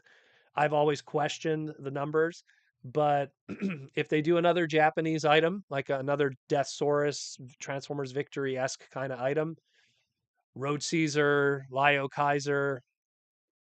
It's something where then that tells me that Deathsaurus sold very well, honestly. If they do something that's a completely different direction, then that tells me Deathsaurus didn't sell well, honestly. Honest numbers, not fabricated numbers. But we'll see. I mean, what would I like to see? I don't know. I want big stuff. I think if you're going to do Haslab, do something that wouldn't be retail. I still stand by. Look, I got Star Saber. You know what I mean? I got Star Saber. I got, Deathsaurus. Those guys were sent to me. And I still feel like those could have been retail items. I stand by that. I still stand by that. Give me something that Walmart and Target would say, we don't got space for that. Give me Primus, give me crazy big stuff. Xenomorph with the $5 super chat. Hey, Proto, do you know if the US MP9 Rodimus is compatible with the Takara MP9 trailer? And is there a difference if they attach? They are compatible, but I need to warn you with something. The MP9 trailer, the big problem with it is it's very tight. Like when you put the first of all, number one, they're both compatible, 100%. The problem is the American version is very fragile, the plastic on it, so you're running a risk of breaking the shoulders and everything. But here's the big issue with the Japanese trailer. It's very tight where you attach the spoiler into the trailer, you're going to scratch all the paint and destroy it. Some fans, they like to take a nail file and saw down the inside of the trailer. It is compatible, but you're going to damage it. I am not a fan of that trailer for MP9. I just leave the robot mode separately, and that's it. It's compatible, but I would not suggest it. And the only difference between the molds is one is more fragile than the other. The SDCC, aka retail version of MP09 Rodimus that came with the offshoot, aka Firebolt, is a very fragile figure. The red maroon plastic on the shoulders became fragile over the years. They break now. I would avoid that mold. If you have to get that mold, get the MPO9 Japanese version by Takara, the version 2.0, which the only way you could tell the difference is the UPC code, and call it a day. It's not the best figure in the world. And that's coming from a hardcore hot rod guy that owns it. I own the American version 3 times. I own the Japanese version twice. And one of my versions is broken. It's literally just kind of holding up like this with crazy glue. And do not get the black repaint of MPO9. The knees shatter in the box. So if you're going to spend $400 on a black repaint, you could spend it elsewhere. And that's my 2 cents on that. Thank you for the super chat. Mikey and Louie, where's our scamper for Metroplex? I'm sure he's coming at some point. I'm sure we'll get a scamper. Link CW, Haslab said it's not going to be Japanese. It's going to be something that the reps. Oh, it's true. Yeah, they want to do something for the 40th anniversary. So Primus would be cool.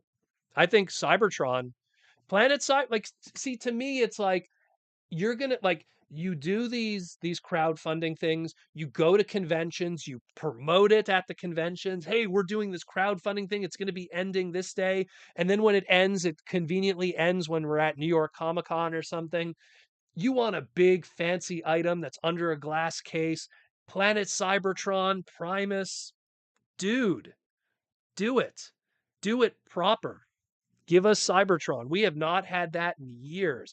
We had that original 2006 mold from Cybertron, aka Galaxy Force, and they've been repainting it 4 times already now. And they reissued it 3 times, and one with the damaged Unicron head, one that came with the Minicons, one standalone. Japanese version that has an amazing box on it. So, I mean, dude, give me another Primus.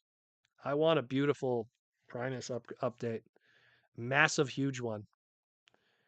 I understand, like, yeah, it won't. It's they're worried. I mean, I still to this day feel that the Unicron numbers were kind of fudged a little bit in order to make it happen, and because Unicron probably had fudged numbers, they're probably like, ooh, could we get away with Primus? Look, half of it is Cybertron. Cybertron is iconic. I could see it happening. Mikey Moose has come with the original 13.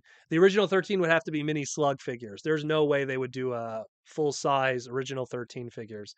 They'd have to be little mini figures like what they gave with the Unicron, and that would be that. Here's Alchemist Prime, here's Quintus Prime, here's Prima. Maybe come with a sword. Aaron Archer says if they're doing a Decepticon ship as a bot and the arc before that, Cybertron makes a lot of sense. Big item, core name. There you go, from someone in the biz who worked on the biz, who worked on that original Primus. Who designed that one, Aaron? Who did the Primus? Who did that Primus one? I love that mold. I have both of them. I own that like 4 times. I have it in planet mode. I have it in robot mode. And then I have a boxed one over here that came with the Unicron head. Love that Primus because it was on sale. Like at one point, it went on crazy sale. So love it, love it, love it. But that's what I think would make sense. 40th anniversary of the brand, big Cybertronian, planet mode that you could bring to San Diego Comic-Con and go, this is what we're working on, celebrating 40 years of Transformers, the original planet Cybertron. We haven't done this in years, blah, blah, blah. Yeah, it was based off of Dawn's image. That's right. That was one of those books there, the Ultimate Guidebook. Oh, I don't want to pull it out right now, giggity. Um, it was in the DW Ultimate Guidebook, had Dawn's art in there of the transformation of Cybertron. You are correct. You are correct. A Dawn Figueroa design, and there's all of Dawn's designs right there. All the titanium stuff. Eric and Takara took it from there. Only wanted the city surfaces detailed. Yeah, you got Kaon was there. You got Iacon. I love that mold. What a great mold. What a great. Still is an amazing toy to this day. Still is. I love that toy. So good. Can we get an Emerald Zion with Primus then? That's a deep cut. That's a deep cut. I could see that. I could see it Zion being like. I could see that being a store exclusive. Take I always say, like, you take Rollout, the Action Master, and he has a very similar kind of design. And the only reason why I say that because I have a bootleg that kind of looks like it. You know, give him gold. That's a deep cut though. That's a tough one. T-Formers 2002 with the $5 super chat. Hey, Proto, speaking of Deathsaurus, it's nice to finally get a Haslab update on the box. He looks great. Box art was done by Marcelo, if I remember correctly, but it's a rough box art. It's not done 100%. I mean, he looks great. Don't get me wrong. I think it looks fantastic. Proto Man who loves Transformers Victory from even like, my high school years in the 90s, it loves this, but I would love it if it would have been a retail product. And it would have been a retail product and it would have been cheaper, you know? But it is what it is.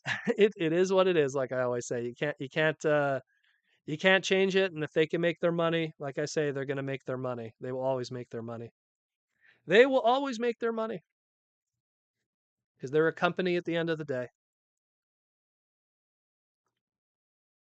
It always is what it is.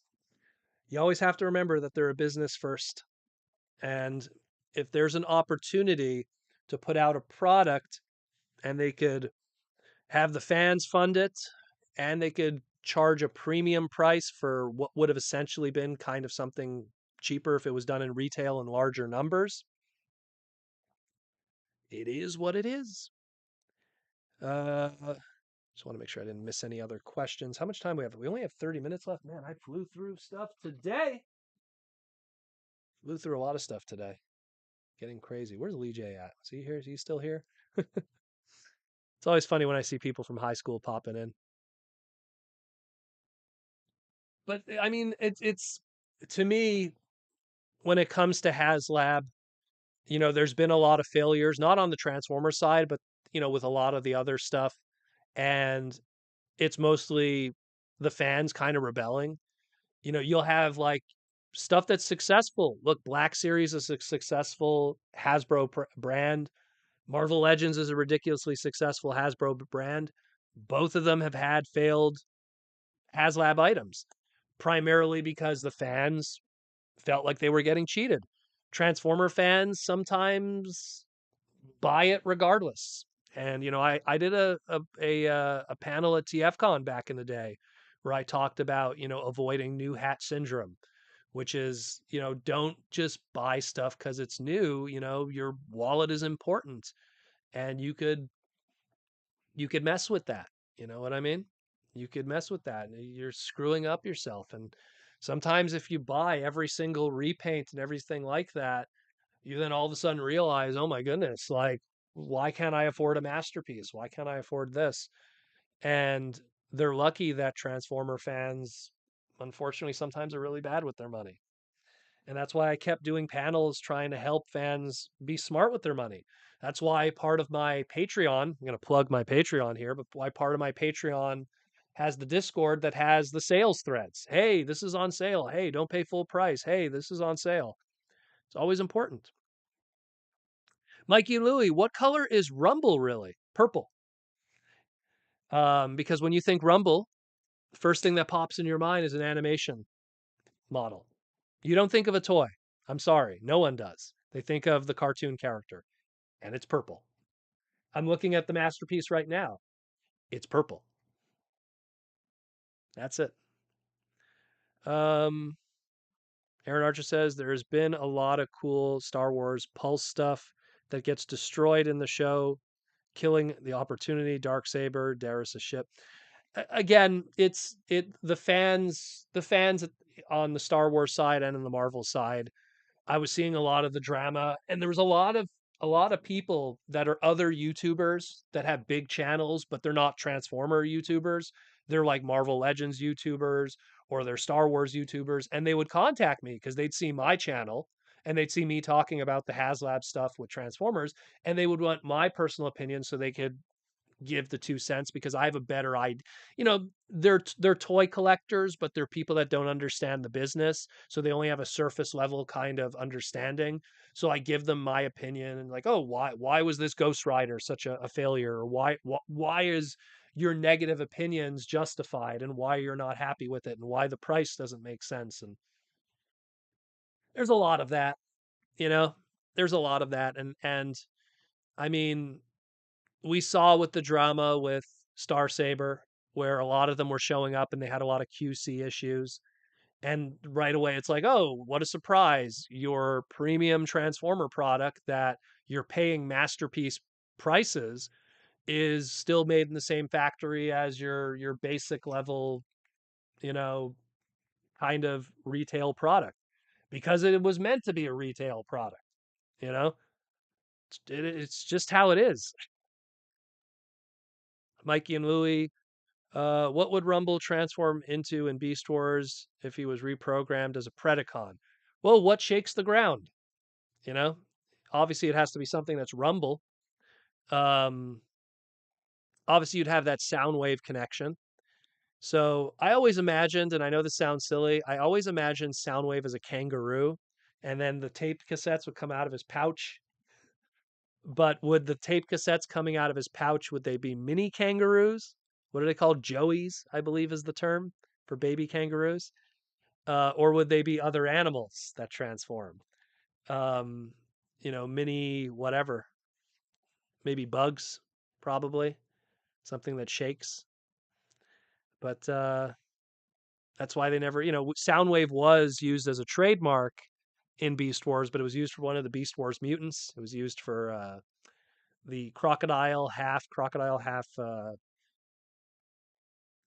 bat one, which makes sense. Soundwave, bats, sonar kind of makes sense.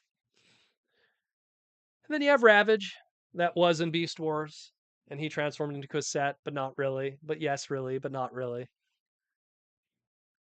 And then you had True Laserbeak or Lazorbeak, as it was called. Lazorbeak was the pterodactyl. But that's again just keeping those trademarks and protecting them, if anything else, during an era when they were realizing, oh, I guess Transformers is still a thing, and we should probably protect these. And around that time, they did Machine Wars, and Machine Wars kept all those G1 trademarks that they didn't have. Machine Wars kept Soundwave, Starscream, Prowl, Mirage, Optimus, Sandstorm, obviously Skywarp and Thundercracker. It kept all of those safe. Hubcap was part of that too. Hoist, two names that probably, you don't see Hubcap or Hoist being Beast Wars character names. Would not work there. So, Machine Wars served its purpose of protection, like it always does, um, along with anything else. We got 20 minutes left in the live stream. Get some more super chats in, guys, before we're done tonight. A lot of really good questions today, especially from the YouTube members. Princeton Foundings 59 with the YouTube member question. When is the next Hasbro Transformers live podcast reveal? I believe they said they're doing something in early May. I remember Ben mentioned something at the end of the last one. They said they're going to do something in early May. I imagine what they're probably going to do is they're probably going to do the Titan class pre-order, and then they're probably going to do a new reveal, probably in early May, to bring on the Titan class and talk about it, as well as reveal new product. So that's what I imagine. It'll probably be in May. They'll do something in May. Like they should do one once a month, in my opinion. I think that's best. Every so often, just touch base with the fans. You know, do stuff with them, create that relationship, get people get people excited. Mikey and Louie, okay, I officially agree. The next Titan should be Fortress Maximus as a Starship Enterprise. Well, now you're paying licensing to Gene Roddenberry and the crew. So right away, you're doing a crossover item, which when you have crossover items, that unfortunately you have to. Unfortunately, with the crossover items, what happens way too often is there's a licensing problem. And if you have a licensing problem, that puts up the price.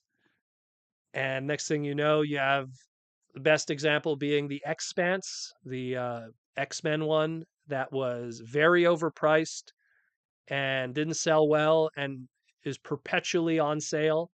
The Jurassic Park one also didn't sell well, ended up going on clearance on multiple different platforms. And that's not to say that those aren't fantastic. I don't know, the Expanse is kind of crappy, but the Jurassic Park one was fun. And I'm sure they'll get back their money with that JP93 mold when they finally do Armada Red Alert one day. So yeah, I always say Kit. Kit. I'm surprised they didn't do that crossover in 2022 because that would have been a good anniversary year for Knight Rider. Just take one of those one of those Lamborghini molds and do Kit. But I guess again, it's about licensing. You go to the guys who own Knight Rider and you go, "Hey, we want to do this," and they probably say, "Well, this is what we want." Because we know the money you're going to make, Hasbro. Or alternatively, who has the Master Toy Knight Rider license? Maybe there's a company right now, like, Playmobil. Playmobil did some Knight Rider stuff not too long ago. Maybe they signed some kind of contract with them that, like, hey, we're the only people doing Knight Rider stuff for this bubble of time. Or maybe it was Hot Wheels with Mattel. You don't know. So it's something where you got to kind of also know if that's going on in the background, which we don't know, especially back in 2022 when that would have been a good anniversary year. Mike and Willie Proto. So speaking of crossovers, what is your theory on what the next crossover will be? It could be anything. I mean, I didn't expect them to bring back those Street Fighter crossovers out of nowhere, but Street Fighter and Transformers share an anniversary year together, so that doesn't surprise me. Um, I don't know. To me, like, again, Kit would have made sense. Maybe something from the A Team if you want to do more 80s stuff. If Hasbro still had that relationship with Nintendo with Pokemon, they could have done a Pokemon something. That's not the case anymore because Tomy doesn't have the rights to Pokemon anymore, and as a result, Takara Tomy, and as a result, Hasbro putting out that product. I mean, it could be anything at this point. I mean, if they did, geez, what's the flavor du jour movie? Like if they did anything, it could be done. It wouldn't like I wouldn't have predicted like Maverick, like when they did the Top Gun stuff, but they did it. I wouldn't have predicted the X-Men crossover, but they did it. Maybe they'll do another Star Wars one. We haven't had a Star Wars crossover in a while. Maybe they'll do a new one. They'll do a new Slave One or something. It's Boba Fett. Boba Fett always sells. It's Mandalorian stuff. Uh, Horned Owl, Hasbro was rapid firing those crossovers for a while. Now there's a few and far between. Yeah, and I think there's a few and far between because again, it has to do with licensing. It's one thing when you could do a crossover with something you own. It's another when you have to do a crossover where you have to pay somebody. When you have to do some kind of collaboration. The closest thing we have to a crossover right now is them working with Amazon. Amazon crossover, you know? And that's nothing to really be bragging too much about, unfortunately. Um, and then, yeah, and then you have the GI Joe stuff. And why do we have all that GI Joe crossovers? Like 4 of them, because they own it. You don't have to pay licensing when you already own Sergeant Slaughter and the Dreadnoughts and you know all of that stuff. There's 4 of them, so it's something where the only crossovers we might see are stuff that are going to be cost sensitive. I guess is the best way to put it. Unicron remolded as the Death Star. Again, Star Wars. Now you have to pay for it. You got to pay for it. And I'm pretty sure already they got their hands full, paying enough as it is.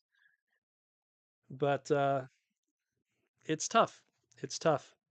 I mean, look, technically we could count the Tonkanator. There was a crossover with Tonka, but again, Tonka is something that Hasbro owns. So, and all they had to do was take some G2 Constructicons, give them some Tonka tampos, and say that it's Tonkanator. So that was really low cost. And don't get me wrong, I think the box is cool. Having an uh, Autobot flavored Devastator is pretty awesome. But at the same time, so giant My Little Pony Transformer. Well, we got some of those. We had the My Little Pony crossover, but it was using the My Little Pony vinyls. They did it with Power Rangers. They did it with Ghostbusters with My Little Pony. I actually worked on some of those. I did the copy for the Transformer one. They sent me 3 of them of the Optimus Prime.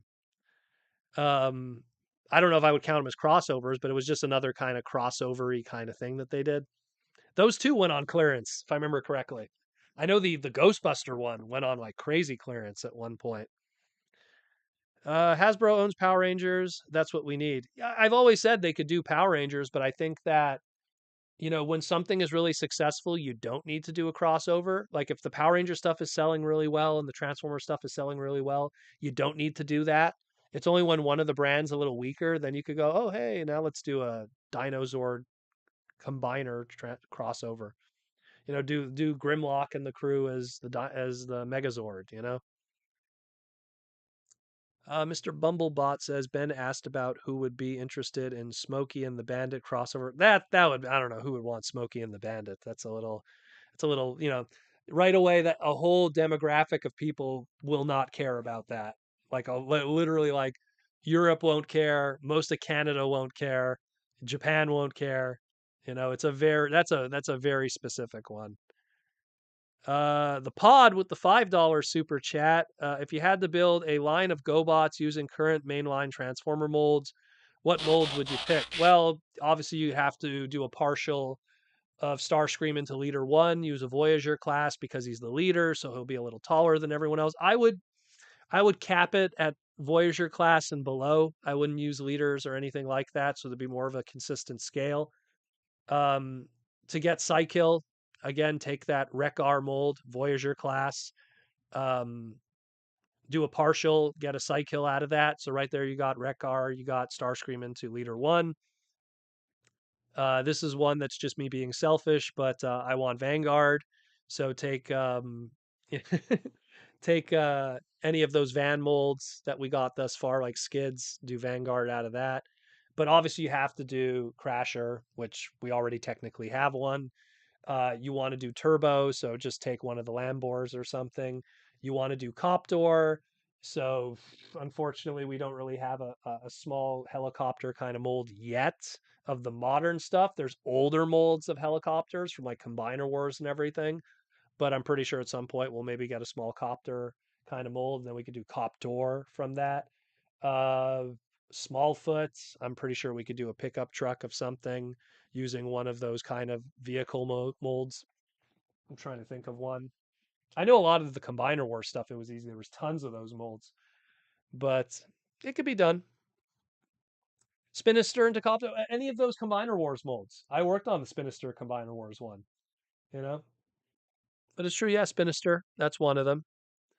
But it's to me, it's just like there's opportunities there. There's opportunities there. It's just you see Zod as a commander class, command center, thrusters, Titans. Oh, I'd love that. I love that. Aaron actually showed his command center in the background. I own 3 command centers. I love. I wish I could pull them out, all of them. They're all in my GoBot display. I love the command center and the thruster. I actually have an extra thruster. I think I should bring it to TFCon, see if people want it. But man, I love GoBots. I love GoBots. I love Machine Robo. Always been a fan. Always been a fan. Mostly because growing up, I had just as many bootleg GoBot toys as I did Transformers. And to me, they were all Transformers in a sense. You know, they were all part of my little, I guess we could call it bedroom fanon, bedroom canon, where, like all these figures are just, they're all transforming robots having their own adventures on the floor of Proto Man's bedroom when he was 5 years old. So, I had Dive. I had a bootleg of him, and he was just like the coolest thing. It's like, oh, it's a submarine transformer. That's so cool, Haslab Autobot City, says Princeton Phalanx 59. Again, wouldn't you just want, Metroplex done proper as a Titan class in retail? You know, I mean, if it's a bigger, cooler one, I mean, that'd be awesome. Uh, but I mean, at the same time, Link CW, hey Proto, you coming to the con in Orlando, Florida? I don't know yet. It's still far away, that one. I don't like to say that I'm going to cons when like they're still like half a year away or even more. I think it's more than that. Um, so far, yes, but we'll see. I mean, stuff comes up, but the only reason why Toronto is always a given is because Toronto is a 4-hour drive away. Even if I'm working that day, I could still work and then get into a car and then get to TFCon. Like that's how easy it is to get to TFCon Toronto. Where the ones I got to fly to, like, Florida is a 3-hour, 4-hour flight for me minimum, let alone with how crazy the flights were last time. That's why I didn't make it to the USA show in the West Coast, was the delayed flights were 8 hours, 3 hours of flying with time zone changes, 8 hours of delays. Screw that. And I got work the next day. Screw that. And that was mostly because of COVID. COVID stuff is still kind of, you know, the fact that they have to check everyone's passports and everything, that slows down the whole process at customs and the border. So that makes what normally would have been 1 hour delays to 8 hour delays. And all it takes is like one or two guys that are, or like the common thing that I was seeing is you always have one or two old people that are kind of behind on the whole system and cell phones and QR codes, and that just slows down everything to a halt. And next thing you know, they have to get security, and then it's a whole. The second we phase all of that out, we get back more to a normal world, then we won't have these 8 hour delays and stuff. I was hearing nightmares of like my friends that were trying to go down, and it was not good. It was not good. It was easier going to Japan than it was going to the United States right below us. That's how crazy it was. Mikey and Louie, where are the remakes of the Rock Lords? Oh, I would love Rock Lord remake. I would love Rock Lord remakes that actually look like their animation counterparts, because Marble in the movie, Challenge of the Rock Lords, not Challenge of the Rock Lords, Battle of the Rock Lords, Marble in the movie looks nothing like his toy counterpart. His toy counterpart is a nightmare. I would love Rock Lords, but Hasbro doesn't want to acknowledge GoBots that much. The only reason why we get Crasher every so often is because they want to do female characters, and there's not many Transformer female characters, so they could at least pull from uh, from GoBots. It's the same reason why I feel we will see that Cosmos mold again at some point as Pathfinder, because it's just one of these things where it's just like they're gonna look at GoBots and be like, hey, there's some female characters there. There's Pathfinder, there's Smallfoot, there's Crasher. We could pull from those. So that's the only other thing. Josdy made it to Chicago, but he He had the time. Let's put it that way. That's all I'm gonna say. No offense to Jaws D, he had the time. He woke up early, didn't give a fuck.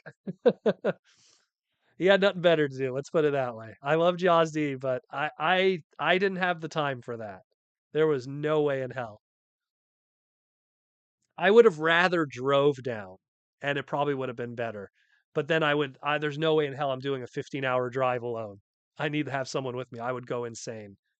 Just 15 hours. Oh my God. Where are we at here? Hasbro Rock Lords that come alive. Where is our Smallfoot? I would love Smallfoot. That would be another great one. The second we have a pickup truck mold, like we have already, like that we have that small movie Ironhide.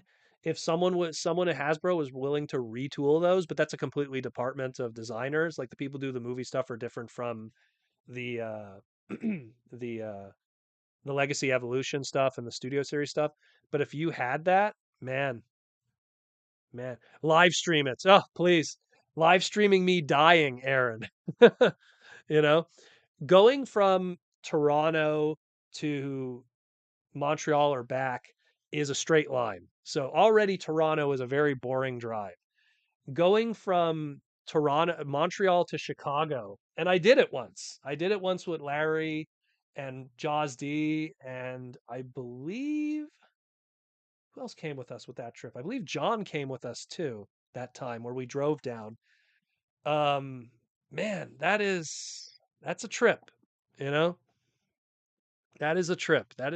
But you need to have other people with you. You need to have other people in the car who are talking and keeping you focused and awake, because I'm telling you, when you do those 5-hour drives alone, your brain starts to wander, like it just separates, like, and next thing you know, you're not paying attention. Thank God for the rumble strips on the side of the road. So you go, okay, I'm with it. You go to the en route stops and you just kind of like, wow. You know, I've done those. Shout out to Meesum and Goober when we used to do those crazy BotCon trips where we would just get in the car and it was like, all right, BotCon's in Detroit, 14-hour drive. Let's do this. But we would switch. Goober would drive. I would drive. Meesum would drive. We'd switch. We'd stop at a hotel. We wouldn't do the whole 15 hours. We'd actually stop at a hotel along the way. Like it was crazy, some of those. We do 15-hour drives, 17-hour drives, 18-hour drives, sleep in the car. Shout out to my buddies. We would drive down. This is how poor we were back in the day. You had one BotCon exclusive, BotCon admission. We're talking like BotCon 2002, 2003 sometimes. We drive down. We would sleep in the car. And then you would ask yourself, ooh, that's gross. Like, how do you shower and stuff? So you would have a friend who did get a hotel room and stuff like that. They would have their hotel key card and they would get you into the swimming pool. And you'd go swimming anyways. You'd go swimming, hang out with your friends. It was the BotCons back then were a lot more smaller, so you didn't have evening events and stuff like that. And when you go swimming, they have the showers there, they have the lockers there, so you'd be able to shower, you'd be able to brush your teeth, you'd be able to everything. You eat at the hotel, you eat at the local food there. And this is surviving, like being smart with your money and being able to afford, RC or, CAT scan. I'm looking at the early Vocon exclusives back in the day. Like let me grab one of the old ones here. Where's one of the old ones? Let me grab one of the old flyers we got here. There we go. There's my first one. Vocon 2001. The guests were look, let's see a fresh face Scott McNeil. Look at that. Scotty, and you got Joseph Stephenson, you got Simon Furman. I don't want to knock over my water here. And look at that dealer room. Look at that. That didn't change. Dealer rooms are still about that much, that big now. They're advertising the DVDs. That was my first BotCon. Good times. Great times. Love them. I miss those small days. What's Aaron saying here? I need to bring too much. I need to bring too much stuff set up to fly. For my setup to fly. It was, you know what, Aaron, like the big thing that you just need to bring is once in a while, just, make sure to bring stuff that that you designed. People would love to see those and talk about them. That's the most important. Yeah, see, and Aaron doing the shows that you have to fly to, it's a nightmare. The problem is for an artist, I traveled with Alex Milne, and it's insane. It's insane what, Alex, he just has prints, but then he has like his poster that like says his name and everything. And that's like a giant bazooka shaped tube that he has to carry with. And the problem, especially, is you have to like you have to check in a lot of that stuff. You can't take that on the flight. It doesn't pass the like, when you're an artist, it's a lot of heavy paper, it's a lot of heavy portfolios or books. So you have to check it in. God forbid your luggage gets lost or delayed. Your weekend is ruined. It's ruined. If all your material that you were going to sell that weekend isn't there, it's over for you. And that's happened in the past. I forget which artists had that problem, but I know it's happened before. And then they have to rely on commissions that whole weekend. They made the huge trip and everything. They're eating that weekend, hotel room, and then bam, at the end of the day, you know, all your sketchbooks didn't show up or something. It's brutal. It's brutal. So it's always tough for artists or creators to travel like that. Voice actors, it's different. The only thing they're selling is an autograph. Usually a lot of the things that they're signing at their desk, it's all in a USB, and all they have to do is go to a Kinko's before the show and then just like print out like a small stack of like seven different things they're going to autograph, like little screenshots of like whatever characters. It's a lot easier for voice actors to travel. Artists, there's a whole built-in process that's a lot more difficult and tough for them. And I sympathize with them. It's really tough, you know. Even even James Roberts, like some of the writers, like when they bring their scripts and everything, James, for the longest time, he would literally print the scripts when he arrives to the location. He'll be like, okay, I'm going to be in this show. I'll get them printed the day before. He'll get someone in staff to print it the day before at the location and have it for him waiting at his desk. Not his desk, his table at the show. Because for him to carry like stacks of scripts, you know how heavy that stuff is? They won't let you on the plane with that, you know? They will not. It is crazy. And we're done. Oh my goodness, we're already past the 2 hour mark. Man, we have been flying today. We have been flying today. It is absolutely crazy how flying like some of the streams have been. Mm. Well, anyways, I'll get into the outro. Again, thank you guys for tuning in. We topped out at 151 today. 151 people watching live. Obviously, we'll get over 2,000 in the replays and stuff, hopefully. Um, But thanks again, everyone, for coming on the live stream and talking Transformers. Thanks again to all the super chats, everyone who supports, and of course, the YouTube members, the green names with the icons. They're the ones who hit the join button and get to ask as many questions as they want. But if you want to support the podcast, we also have the Patreon link down there. Hit the Patreon. Come join us with that too. It helps support the podcast. Some people double dip. They like to have YouTube membership. They like to have the Patreon. Gives you access to the Discord. Come hang out in the Discord. We break news and talk Transformers there too. Thanks everyone for coming. Thanks to Aaron Archer and the Hasbro crew for coming and chilling. Just a nice little night. I'm gonna relax today. Gonna play some video games. I have a bunch more bagels upstairs waiting for me. I'm gonna put some cream cheese on them. Gonna have some carnotzels. Good stuff. But just great seeing everybody. Thanks to everyone from around the world. We got people from Germany, from the Philippines. I love it when people from around the globe come in. And just thanks for all the love and support. Like I always say, it's good to have a dedicated fan base that enjoys what I do and learns. That's the most important thing is we all try to teach each other. And if you still want some content and you're bored, go check out the Toy Armada. Go check out Aaron Archer's channel. He had a very good live stream. I think how long did you do it for, Aaron? It was like an hour and something. I put it on my iPad and I play it in the background when I'm working on stuff. So like I don't chat, but I'm always listening. So but go check out Aaron's if you didn't check out Aaron's live stream that he did yesterday. It was a really good one. Pretty cool stuff there. But otherwise, again, thanks for the love and support, guys. Again, this is the Transformer Slag podcast, and you've been listening to Proto Man for 2 hours. You're stronger than I am.